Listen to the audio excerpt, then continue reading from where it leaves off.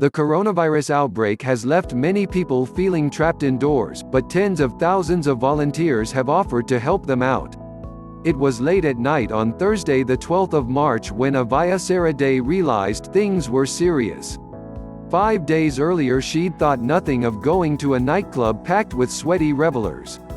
Now, as the latest news about the coronavirus outbreak came in, it began to dawn on her just how difficult life was about to become for the millions of British people who would end up stuck inside their homes.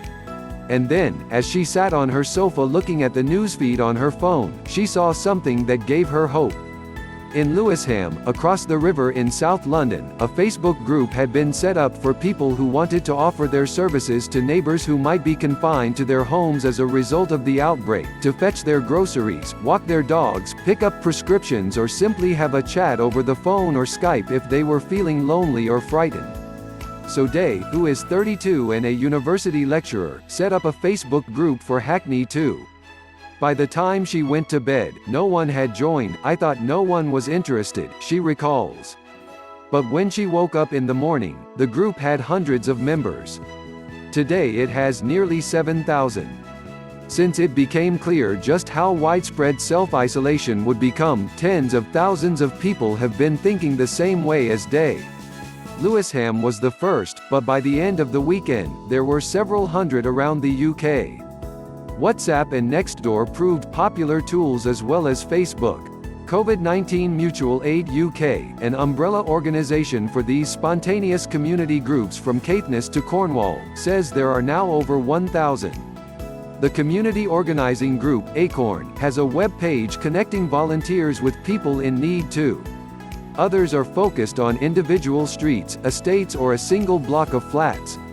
The motivation among volunteers is broadly the same, to do what they can to help their neighbours, especially those in greatest need. As a young person who's not at a high risk of dying, you feel responsible, says 17-year-old student Eleanor Anraid May, who helped set up the Devon Mutual Aid Group. And for many volunteers, at a time of widespread panic and unease, the ability to do something, anything, provides at least a tiny measure of control over the situation. A week on Day, who helped set up groups covering the Redbridge local authority area where she lives, and Barking and Dagenham too, is consumed by the work in hand. Throughout the day her phone pings with messages and updates, and there are virtual meetings on the Zoom app, which people who are self-isolating can also take part in. In East London, there are Facebook groups for each borough and WhatsApp groups at ward and sometimes street level. Signing up as a volunteer is one thing, finding a system that matches all the jobs that need doing, leafleting homes with offers of support, delivering groceries, fetching vital medicines, is another.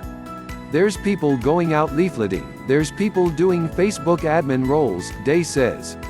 Not all generate equal levels of enthusiasm, there are some more popular tasks than others, and dog walking is definitely up there, she adds. But so far at least there are still enough bodies to go around. It's not just about making sure households are stocked up with milk and bread, either. Ensuring people have some kind of connection to the outside world is a priority, too. One of the cases that has affected Day most was an older man with HIV, who was self-isolating. He was feeling a bit lonely and just wanted to chat to somebody.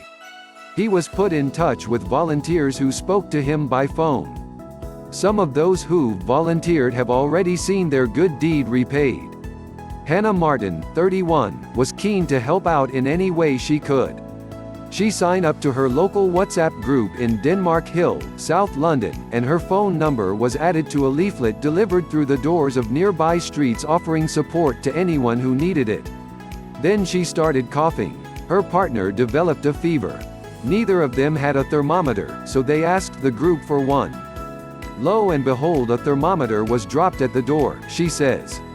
Although she didn't see herself as a particularly vulnerable person, she valued the sense of feeling cared for as she began her self-isolation. It's a really nice feeling, being looked after by your neighbors. The benefits of setting up a group like this might be obvious, but anyone who does so quickly encounters countless practical difficulties.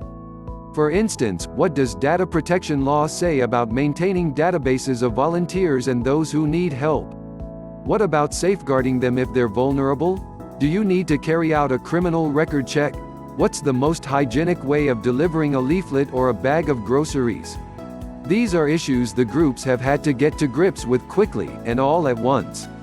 It's compounded by the fact that they've grown exponentially in just a few days. Jamie Haxby, 31, is an outreach worker for a church in Lancaster. When it set up the Lancaster Coronavirus Response Support Line, its Facebook page rapidly attracted more than 1,000 members. He found himself speaking to a woman who lived hundreds of miles away in Kent. Her parents, both in their 80s, live in Lancaster, and it reassured her to know they had a source of support.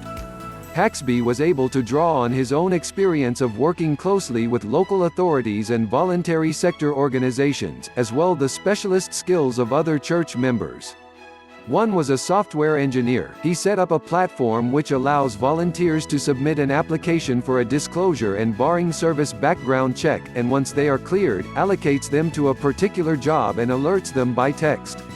The COVID-19 Mutual Aid UK umbrella group has guidance for things like hygiene, safeguarding, data protection and running meetings online. Haxby warns that smaller groups with less experience and wherewithal could quickly find themselves out of their depth, facing a host of unforeseen problems. The most important thing to remember, he says, is keeping it simple. We're a bit limited in terms of what we can do: leave stuff, pick stuff up, speak to them on the phone. Given the widespread use of Facebook as an organizing tool, there is also unease about the capacity for the social media platform and others like it to spread false rumors and misinformation. It's a big concern for John Morris, 27, who set up Nottingham COVID-19 Mutual Aid on Saturday and found himself running a small NGO within 2 days. Its Facebook page now has over 15,000 members. A crucial early task was organizing a rota of 20 moderators to enforce one of the page's key rules: any health advice shared on it can only come from reputable sources such as the NHS, the government or the World Health Organization. Photos of empty shelves were banned too, so no toilet roll posts, he says. We don't want to get people panicking. And for Day, one of the most important functions of the groups has been to deepen her faith in human nature. The footage of panic buying doesn't tell the full story, she says. This has shown me that people want to help each other.